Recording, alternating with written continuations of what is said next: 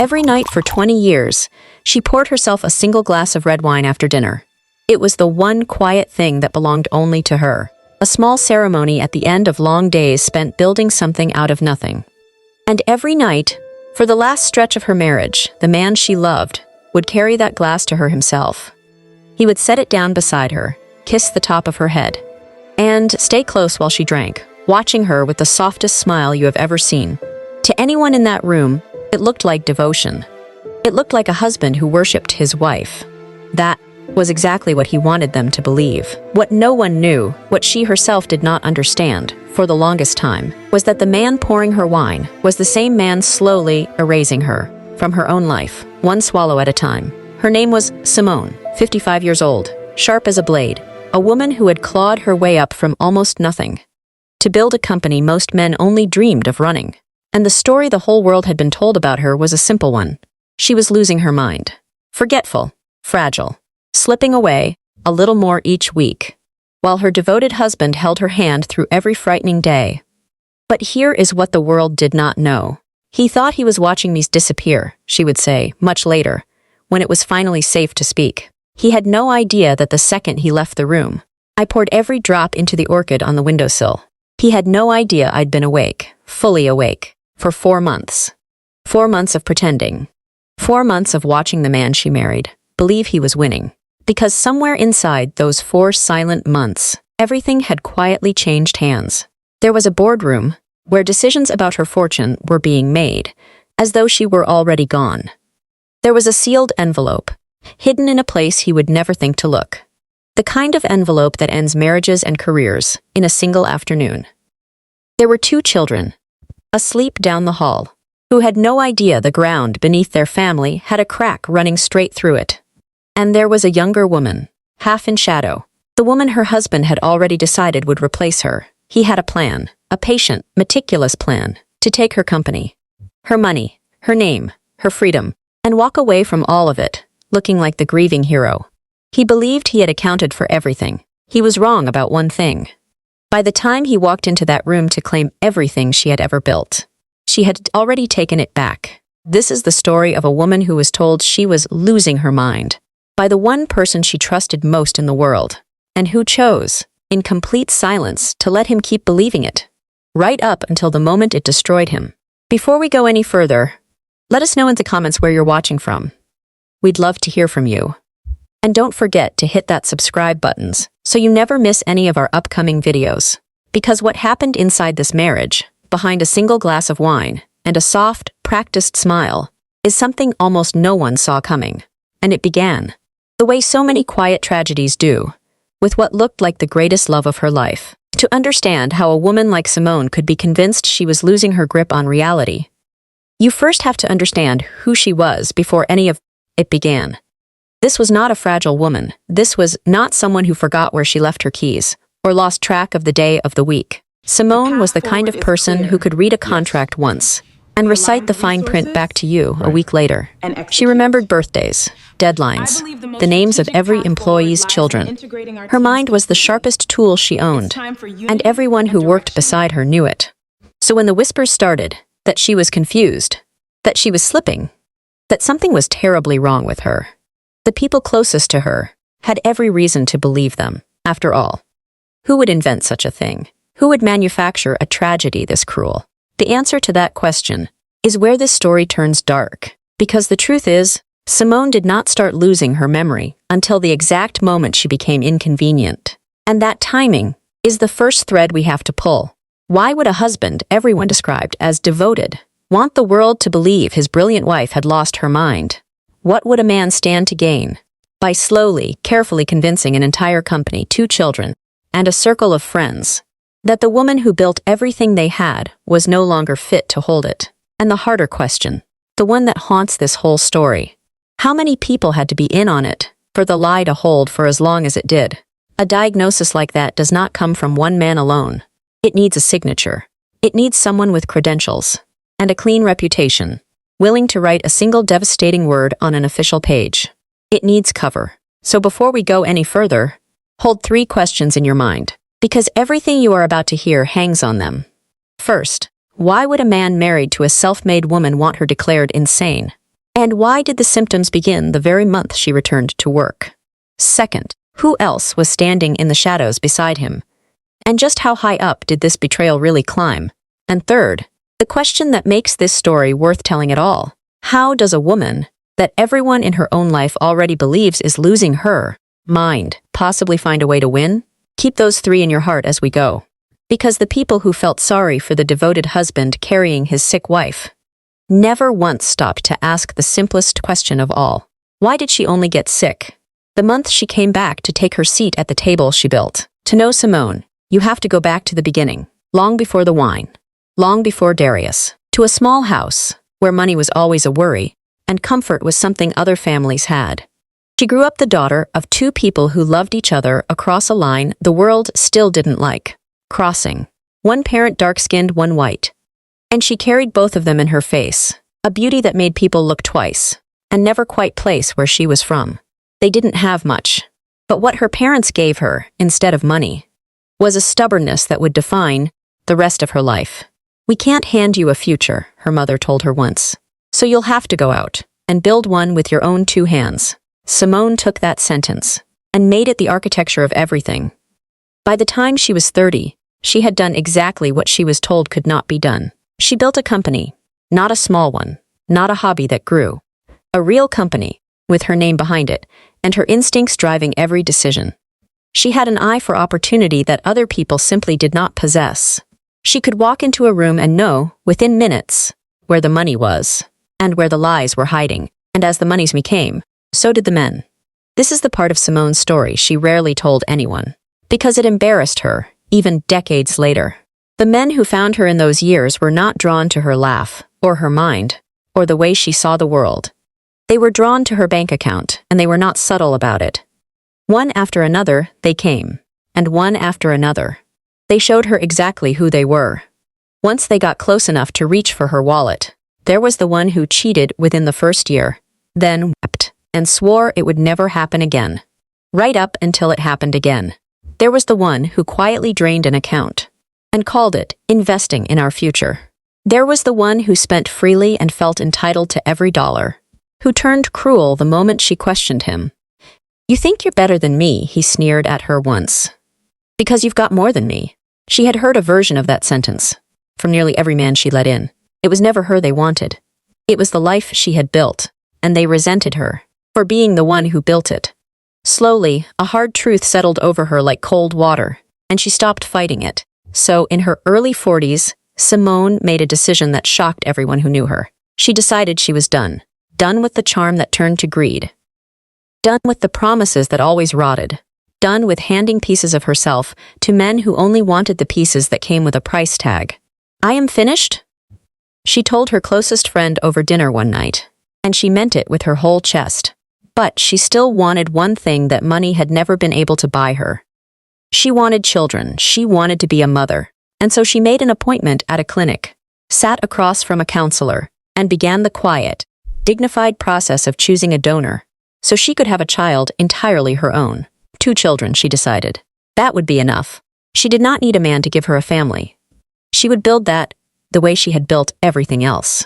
And then, before she ever kept that appointment, the universe did the thing it loves to do most. It changed the plan. It happened at a party she almost didn't attend. In a crowded room where she felt a little invisible and a little free, a glass of wine warming her into someone lighter than she usually allowed herself to be. That was where she met him, Darius. Tall, easy in his own skin, with a smile that arrived before his words did, and a way of looking at her like she was the only interesting thing in a room, full of people trying to be interesting. They talked for hours. She was tipsy and unguarded and, for the first time in years, genuinely charmed. One thing led to another, the way it sometimes does between 2 grown adults who owe each other nothing. And in the morning, she told herself it was simply a fling, a single beautiful night, no strings, nothing to keep, nothing to fear. But Darius did not see it as a single night. He called. He called the next day, and the day after that. And when she let the calls go unanswered, he called again. Simone, who had trained herself to expect the worst from men, did what she always did. She ignored him and buried herself in her company, certain he would lose interest, the way they all eventually did. He didn't. Weeks later, she ran into him again. And this time, the man in front of her was undone, open, almost helpless with feeling. "I haven't been able to think straight since that night," he told her. "I know how this sounds. I don't care. I need to know you." She pushed him away with every tool she had. She told him she wasn't interested, that he was wasting his time, that there was nothing here for him. He refused to believe her. He sent gifts, never extravagant, always thoughtful, the kind that proved he had actually been listening. He learned things about her she hadn't told him. He even found out where she lived, which alarmed her. And, if she was honest with herself, flattered her in a way she didn't want to admit, because the truth Simone kept buried was that part of her wanted him too. He was warm where the others had been hungry. He seemed to want her, the woman, not her accounts. But every time she felt herself softening, the old fear rose up and slapped her hand away from the stove. They all seem kind at the start, she reminded herself. They are all gentle, until they get what they came for. So she kept refusing, and he kept coming, until one evening, he stood in front of her and laid himself bare. "I'm in love with you," he said. "I have been since the beginning, and I'm tired of pretending I'm not. Give me one chance. One. If I let you down, you never have to see me again." And Simone, exhausted from holding the door shut against a man who simply would not stop knocking, made a bargain with herself instead of with him. She would let him in, but only partway. She told him she wanted nothing serious, only something easy, something physical, friends and nothing more. Privately, she thought of her clinic appointment, of the children she still wanted, and a quiet voice whispered that a man this beautiful might give her exactly that, without ever needing to stay. Darius was hurt by the offer. "That's not how I see you," he said. But she held firm. "Take it or leave it." And because he could not bear to leave it, he took it. For a while, that was the shape of them. Easy, warm, undemanding. Two people pretending the thing between them was smaller than it was. And then Simone became pregnant. Her first instinct was the oldest one she had, to run, to cut him off, to raise this baby alone the way she had always planned to. But something stopped her. To keep his own child from him, without a reason, felt like a cruelty she didn't have in her. So she told him. And Darius did something she had braced her whole heart against being disappointed by. He lit up. He pulled a small box from his pocket, as though he had been carrying it for weeks, got down in front of her, and slid a ring onto her finger before she could even speak. "Marry me," he said. "Please, don't say no." She asked him why, genuinely stunned. And he told her he had loved her since the night they met, that he had only accepted her terms, because the alternative was a life without her in it. And Simone, who had sworn off men forever, said yes. But the story did not turn smooth just because she said yes. As they began planning the wedding, Simone learned something he had never mentioned. Darius was younger than her, 5 years younger. She was 42. He was 37. It struck her harder than it should have. Like a small door opening onto all her old fears at once. They argued. "Why didn't you tell me?" she demanded. And he looked at her, baffled. "Tell you what, neither of us knew until now. Why are you making this into something? It's a number." But the number had teeth for her. And she said the words before she could stop them. "I'm calling off the wedding." He stared at her, wounded all the way through. "Because of my age? Do you even love me at all?" And when she would not bend, he walked out into the night, certain she had never loved him. For days, she sat with it. And slowly, the fear loosened its grip. Age is a number, she finally admitted to herself. What matters is whether a man is true. And Darius, in every way she could measure, had been true. So when he came back to make one last attempt at reaching her, she apologized first. They made up. They married. And because her home was larger, and her means were greater, he moved into her world, rather than the other way around. For a time, it was the happiest Simone had ever been. Not because of the money, or the house, but because she finally had what every man before him had failed to give her. She had a partner who seemed to want her, the woman, and not the empire she'd built. She let herself believe, after a lifetime of bracing for betrayal, that she had finally chosen right. Then his own business began to come apart. Whatever Darius had built before her started to fail, deal by deal, until he lost nearly all of it, and the easy light in him dimmed into a quiet, constant sadness she couldn't stand to watch. So Simone did what a loving wife does. She brought him into her company. She gave him a place at the table she had built with her own hands. And here is the cruel twist of it. He was good. He was genuinely, impressively good. Sharp, quick, a natural with people, fluent in the work almost overnight. As her pregnancy advanced, he took more and more off her plate, representing her in rooms she was too tired to enter, speaking for the company with an ease that made her proud. He massaged her swollen feet at night. He doted on her like she was something precious, and little by little, Simone let go of the reins, because for the first time in her life, it felt safe to. Their first child, a son, arrived, and the marriage only deepened. Darius did not change. Not for years. He stayed sweet, stayed attentive, stayed the man who pursued her across all her defenses. So Simone elevated him further inside the company, trusting him with more authority, more access, more of the machinery that kept her fortune running. He became her second pair of eyes, the person who handled what she no longer wanted to. When their son turned 3, she became pregnant again and gave birth to a daughter, and her world narrowed happily to bottles and bedtime and the warm chaos of a young family. She showed up at the office only when something important demanded it. Everything else she left in the capable, loving hands of her husband. I taught him every door, she would say later, her voice flat with the memory. Every account, every signature. I thought I was protecting my family. After a long silence, I was handing him the map. When their daughter turned 2, Simone made a decision that, looking back, was the most natural thing in the world, and the thing that changed everything. She did not want to be a stay-at-home mother forever. She loved her children fiercely. But she missed the work. She missed the version of herself that walked into rooms and made things happen. One evening, she told Darius over dinner, plainly, I'm coming back full-time. I miss it. Yes, I want us building this too. together again. He didn't look up from his plate right away, and when he did, his smile arrived a half-second late. There's no need, sweetheart, he said gently. I've got it all handled. Stay home. Enjoy the kids. You've earned it. It sounded like love. But underneath it, for the first time in their marriage, was something that did not want her to come back. She brushed it aside, the way she had learned to brush aside her own instincts where Darius was concerned. He had earned that trust, hadn't he? Year after patient year. I appreciate that, she told him, reaching across the table for his hand. But this is mine. I built it. I need to be in it. He squeezed her fingers and said all the right things. Of course, whatever makes you happy.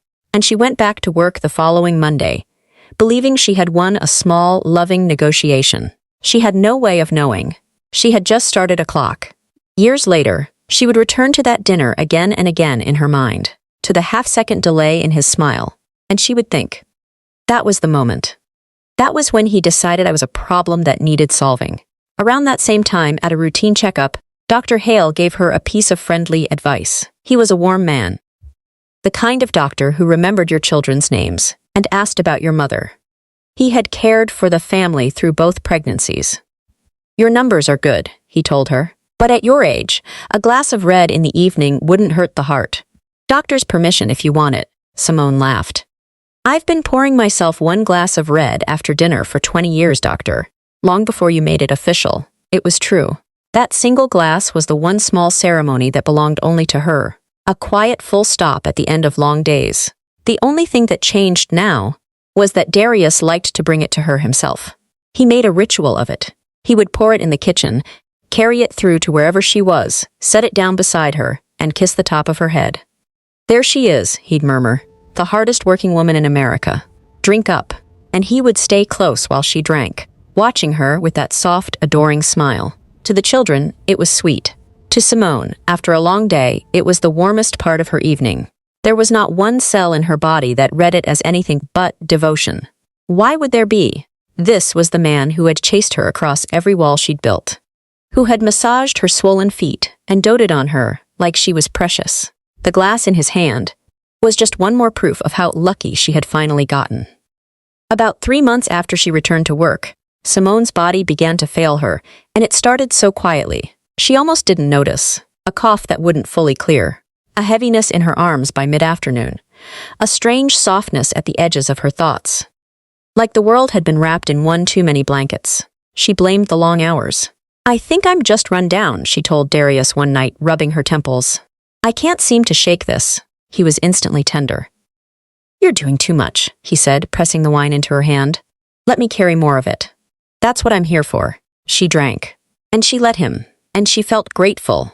grateful for the very thing that was taking her apart from the inside. Then the Our main forgetting focus started, for next quarter. and the forgetting frightened her, in a way the cough never could. She walked into meetings she herself had scheduled, and lost the thread of why. Words she had used 10,000 times went missing on her tongue, mid-sentence, leaving her stranded in front of people who had once feared her. One afternoon, she called her own assistant by the wrong name, twice, in an hour.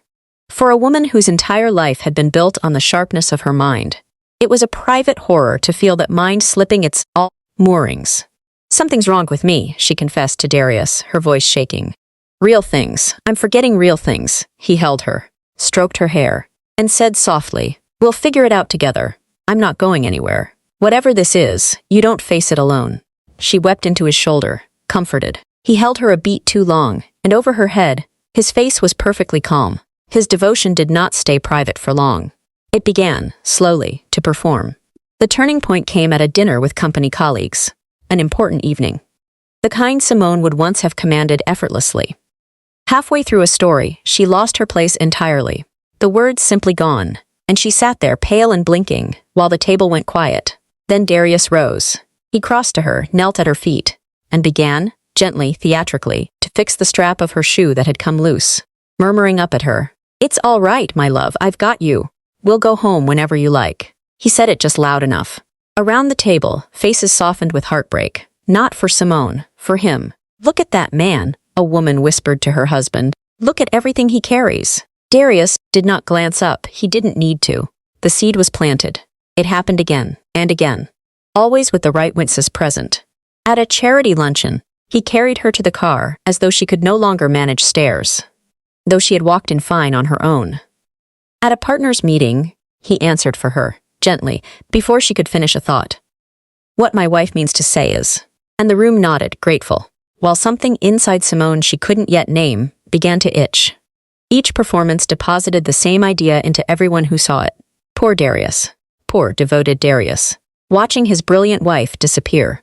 He was building something out of all that sympathy, brick by careful brick, and Simone, fogged, exhausted, trusting, handed him the mortar every single time, never once suspecting that the kindest face she knew was the architect of her ruin.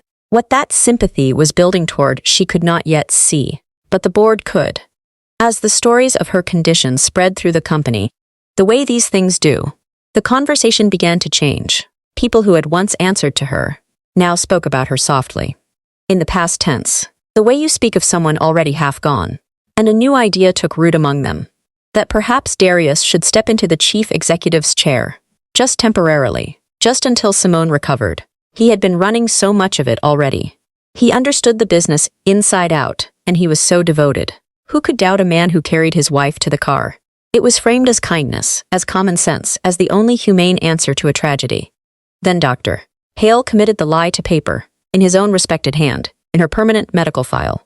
One word, after a long silence, unstable. The morning everything changed. Began like any other morning in a house with 2 small children and 2 busy parents.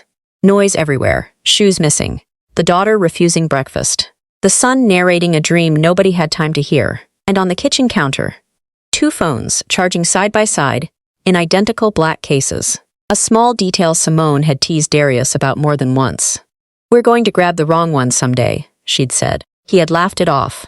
That morning, rushing, distracted, he did exactly that. He swept one off the counter and was out the door before he realized. The engine already turning over in the driveway. Simone, moving slowly through the fog she had long stopped questioning, reached for what she thought was hers. It felt wrong in her hand. Before she understood why, she almost set it back down.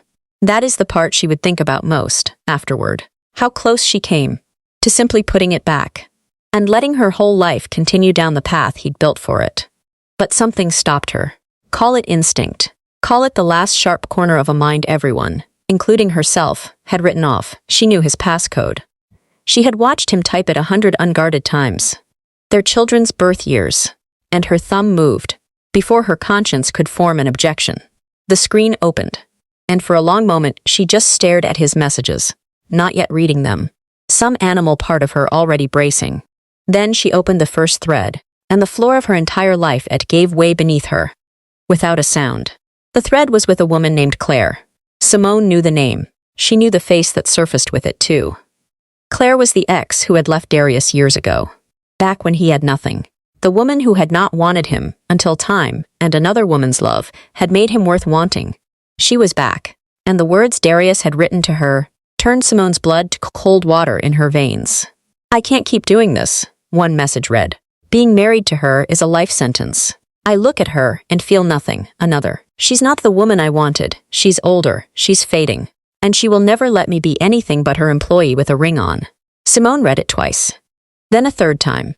Her own husband's voice, in her own hands, describing her like spoiled goods. She kept scrolling, and the messages got worse. And then they got organized, because woven between the cruelty was something colder, more deliberate, a plan, laid out in his own casual words, as ordinary as a grocery list.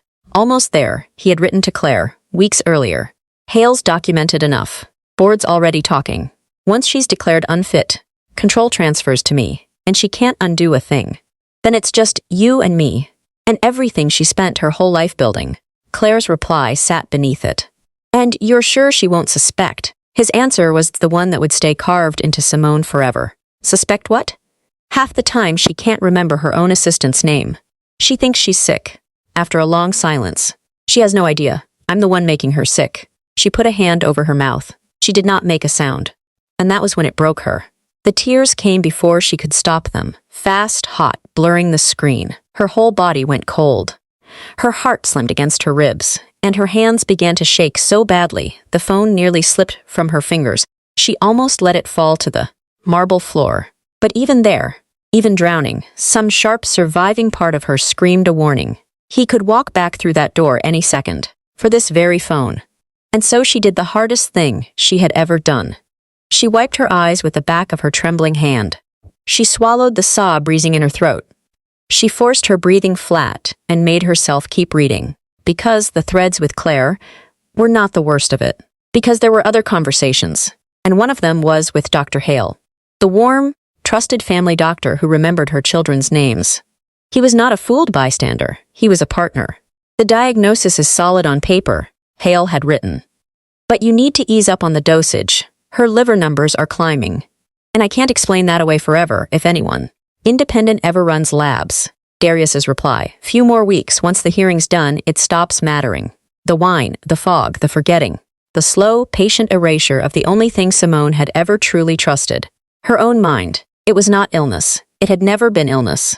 It was the glass he carried across the room every single night, with a kiss on her forehead. "Finally understood what I was married to."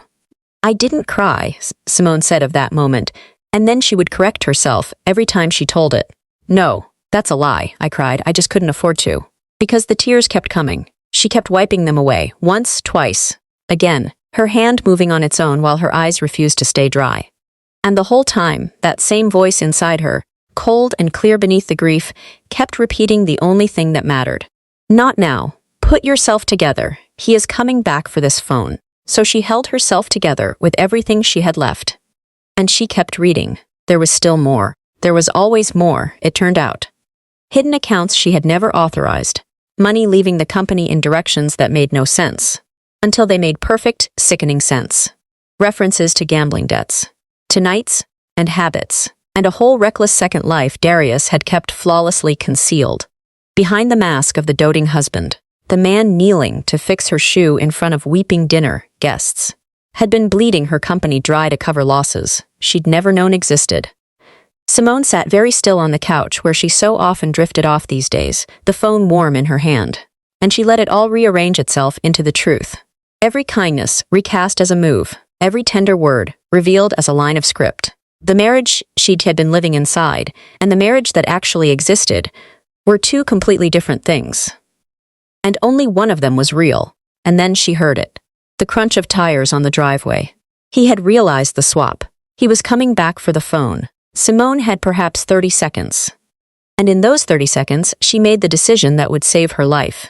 She did not scream. She did not throw the phone through the window. She wiped it clean of her fingerprints against her sleeve, placed it back on the counter, at the exact angle she had found it, then crossed to the couch, lay down, and made herself into the woman he expected.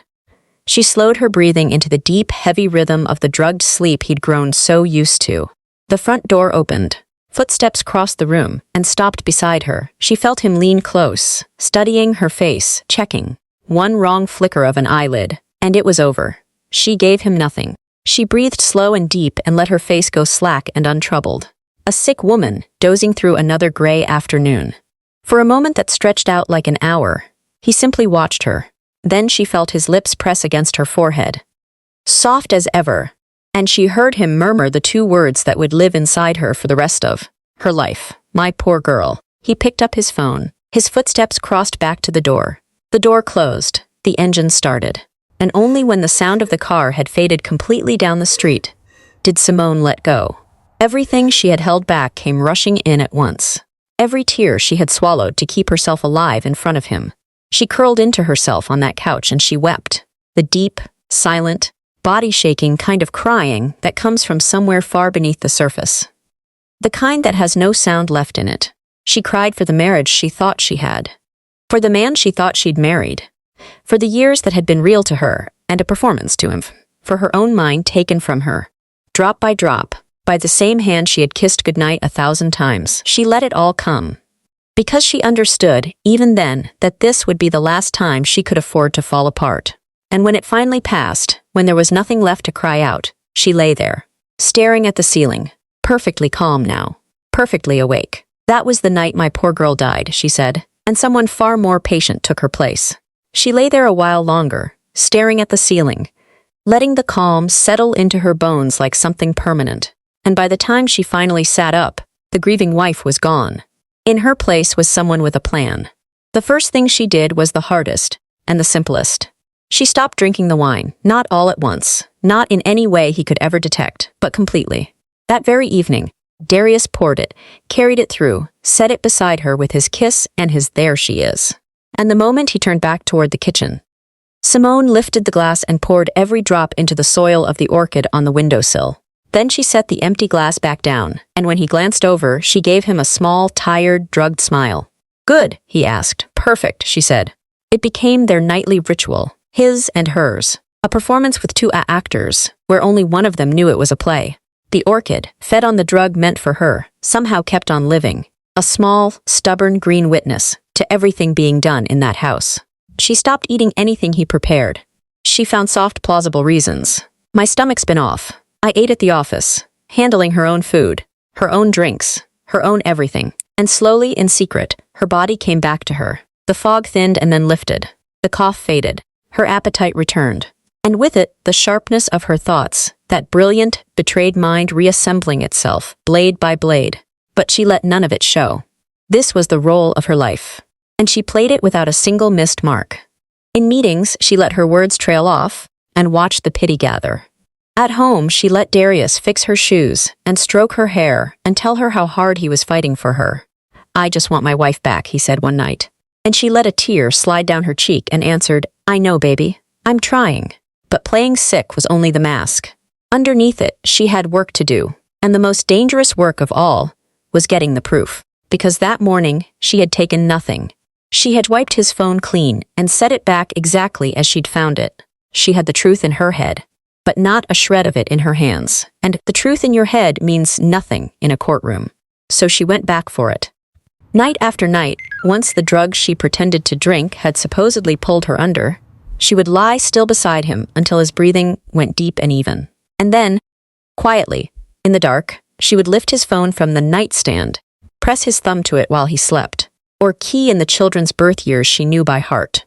And she would photograph, thread by thread, the messages to Claire, the messages to Hale, each one captured on a second phone he didn't know she had, and sent, in silence, to an account in a name that wasn't hers.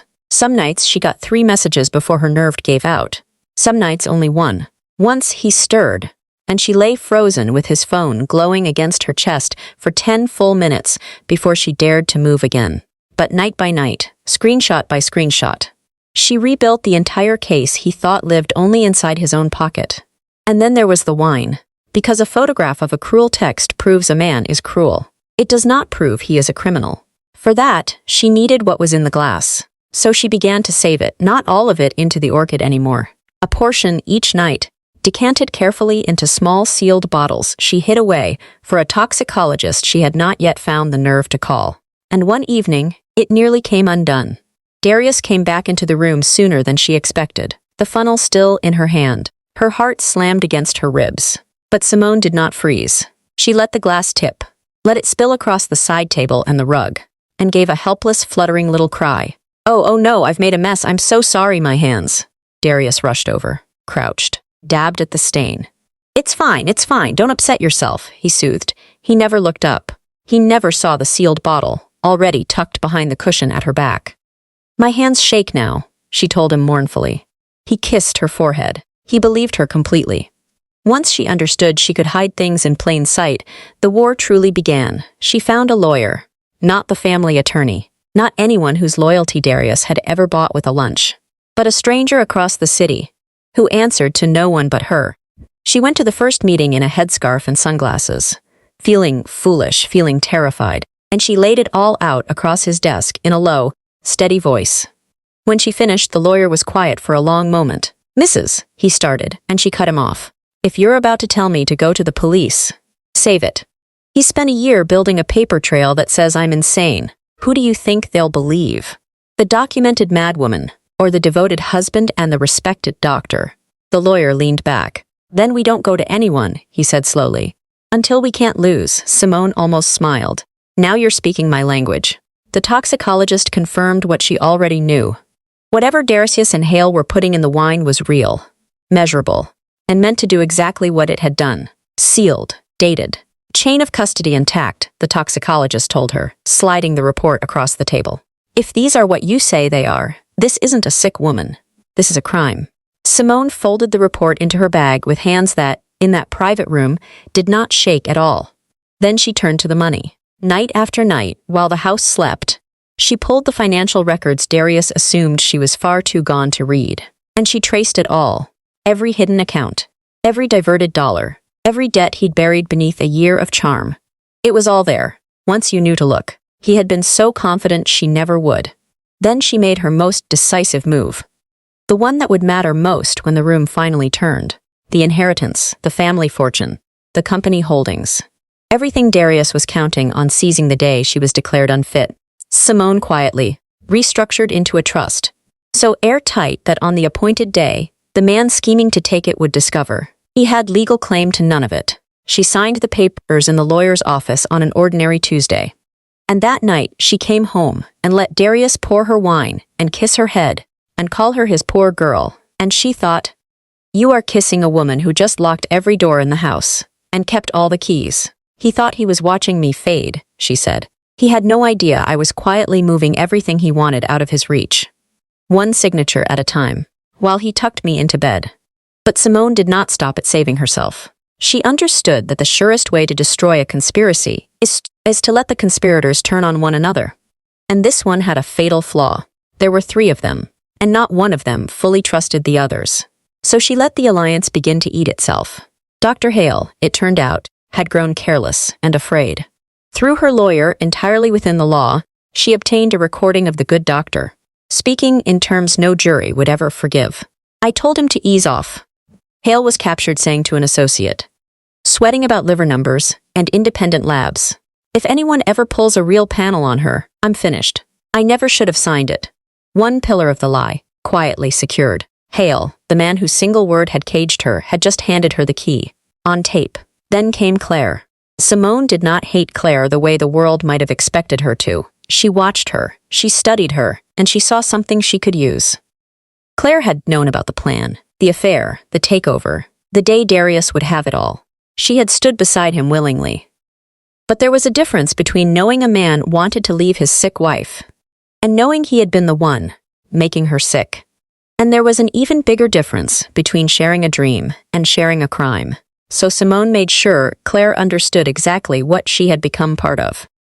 Through quiet, careful channels, the full picture reached her. The toxicology, the drug in the wine, the proof that this was no natural illness, but a crime, and that Claire, by standing where she stood, was now tied to it.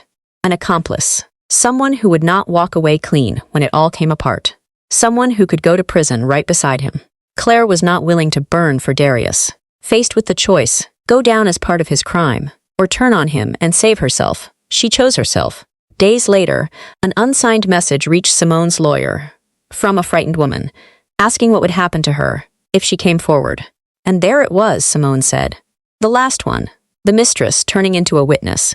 He built his whole plan on everyone being on his side, and never noticed me taking them all back, one by one, with the toxicology sealed, the doctor recorded, the money traced, the trust locked, and Claire quietly turned. Simone's case was complete. She gathered all of it into a single sealed envelope, and she gave it to her lawyer with one instruction. Not yet. Not until the day he thinks he's won. And then, she did the most chilling thing of all. Darius, sensing nothing, finalized the date for the hearing that would declare her legally unfit and hand him the chair. He brought the news to her gently, as if breaking it kindly. There's going to be a meeting, sweetheart, he said, holding both her hands. Some doctors, some lawyers, just to make sure you're protected and looked after. You don't have to do anything but be there. I'll handle all of it. Simone looked up at the man who had drugged her every night for the better part of a year, squeezed his hands, and let her eyes go soft and grateful. Whatever you think is best, she said. I trust you. That night, she called her lawyer. He picked the date, she said. After a long silence, it's perfect, let him. The day Darius had been working toward for the better part of a year finally arrived, and he walked into it like a man strolling to collect a prize he had already won. He wore a charcoal suit she had never seen before. New, bought for the occasion. He had even rehearsed the look on his face, the brave, burdened sorrow of a husband doing something terribly hard for love. It was held in the boardroom, the long table, the leather chairs, the glass walls, and the city skyline beyond, the very room he had always imagined, himself running one day. And the room was full, board members around the table, the company's advisors, the lawyers, and near the front, hands folded, expression grave, Dr. Hale.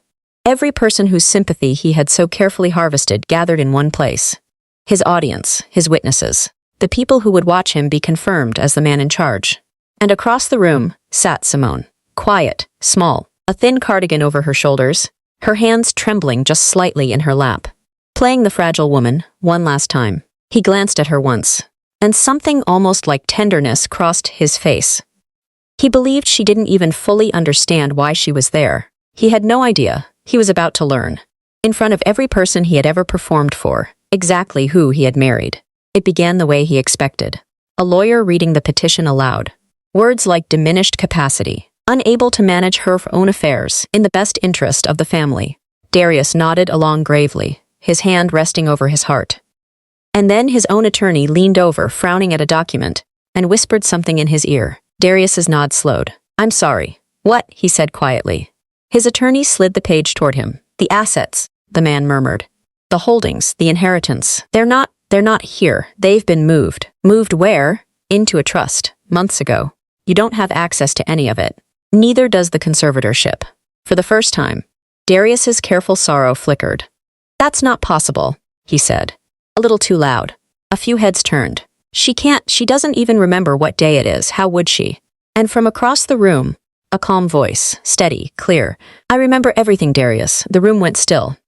It was the first full sentence anyone had heard Simone speak in over a year that didn't trail off into fog. And it didn't tremble. Not even a little. Heads turned toward her, slowly. The way a room turns when it realizes the script has changed. Then Simone's lawyer rose, unhurried. He set a single sealed envelope on the table. Before this goes any further, he said, everyone in this room should see what's inside this. And he opened it. What came next did not collapse in one blow.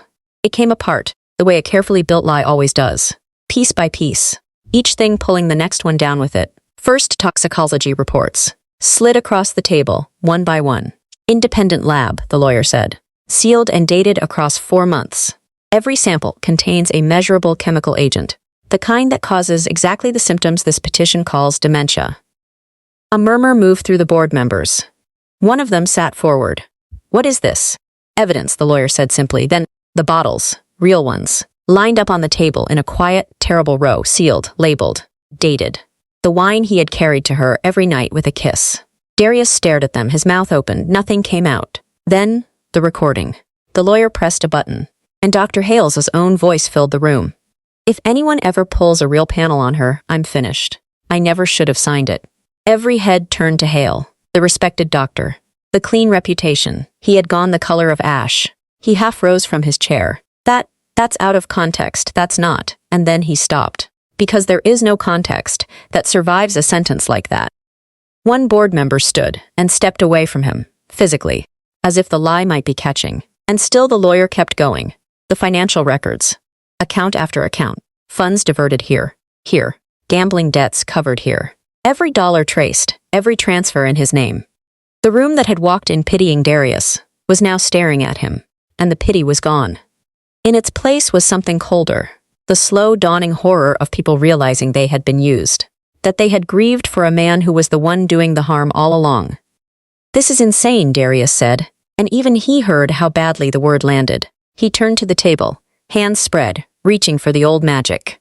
"You all know me. You've seen what I've carried. You've seen how sick she." "We have," a senior board member said quietly, and the way she said it was not on his side. And then, the door at the back of the room opened, and Claire walked in. Darius froze. Every drop of color left his face. "Claire," he breathed. "What are you? No, you don't have to do this." She did not look at him for long. She looked at the people at the table instead. And in a small, steady voice, she told them everything. The plan he had described to her. The marriage he had called a life sentence. The day he would take it all and walk away. And the words he had written, in his own hand. "She has no idea. I'm the one making her sick." She said them out loud, into the silence, and the woman he had planned his entire future around. Finished dismantling him in under 2 minutes. It was over, and everyone in the room knew it was over. The hearing he had engineered to cage his wife had become the room where the cage closed, around him instead. The conservatorship he had designed had turned and found its true target, and through all of it, Simone said almost nothing. She did not gloat. She did not raise her voice. She simply sat, watching the man who had drugged her every night for a year, come apart in front of the people he had performed for. And when the room finally went quiet, she stood. She crossed to him, slowly. And for the first time in a long time, she looked her husband full in the face. Not foggy, not fragile, but completely, devastatingly present. He stared back at her like he was seeing a stranger. Or maybe seeing her clearly for the very first time. You poured it yourself, she said, and you watched quietly, me drink it. You never almost once saw gently, me pour it into every the orchid. single night. You set it down beside me. You kissed my head, and you watched me drink it. After a long silence, you never once saw me pour it into the orchid. His lips moved. No sound came out. Then Darius did the thing he had always done. The thing that had never once failed him. He looked around the room, searching for a single sympathetic face. One person, one ally, the way he always had. There wasn't one left, Simone said. Not a single person in that room still believed him. I had taken them all back, one by one. After a long silence, and he never felt them leave. In the end, the law did what Darius had spent a year trying to make it do to his wife. It declared someone unfit to be trusted. Only, the name on the page was his. He lost the company he never built, the fortune he never earned, the children's respect, the woman he schemed to keep. And the public face of devotion he had worked so hard to wear, Doctor. Hale lost the reputation that had made his signature worth buying. Claire walked away from the wreckage with her freedom, and a hard lesson about the kind of man she had chased. And Simone kept all of it, her company, her name, her children, her mind, and her life. By every measure the world uses to keep score, she had won, completely, and won clean, without ever once raising her voice. And yet, she would tell you it was never as simple as winning. Because the cruelest part of what Darius did was not the wine, or the lies, or even the plan to steal her life. It was that the years had been real to her. She had loved him. She had forgiven him the foolish things, the age, the early stumbles, and given him her trust, the way she had never given it to anyone. While she was building a marriage, he was building a trap, and she would carry the weight of that for the rest of her days. "I didn't lose my mind," she said at the end of it all. "I just finally used it." But, after a long silence, "But I'd be lying if I said winning felt the way I thought it would. You don't celebrate surviving the person you loved most. You just survive it." She forgave him the number that once frightened her. She would never forgive the glass he placed so gently by her hand. So here is the question worth sitting with tonight. Darius fooled an entire room of people who loved him, an entire company, an entire circle of friends, with nothing more than a soft smile and a glass of wine carried across a room. Would you have seen it? Or would you have taken the glass? smiled back at the man who pampered you, and never once thought to ask why you only began to fade the moment you reached for what was yours. That is what makes a story like this one stay with you long after it ends. Because the most dangerous betrayals rarely look like danger at all. They look like love. They look like a husband who simply adores his wife. If this story moved you, we upload new stories like this one every single week. So take a moment to subscribe, leave a comment, and tell us what you would have done. Give this video a like, and share it with someone who needs to hear it. That was the story of the woman they tried to convince was losing her mind. Thank you for staying with us all the way to the end, and we'll see you in the next one.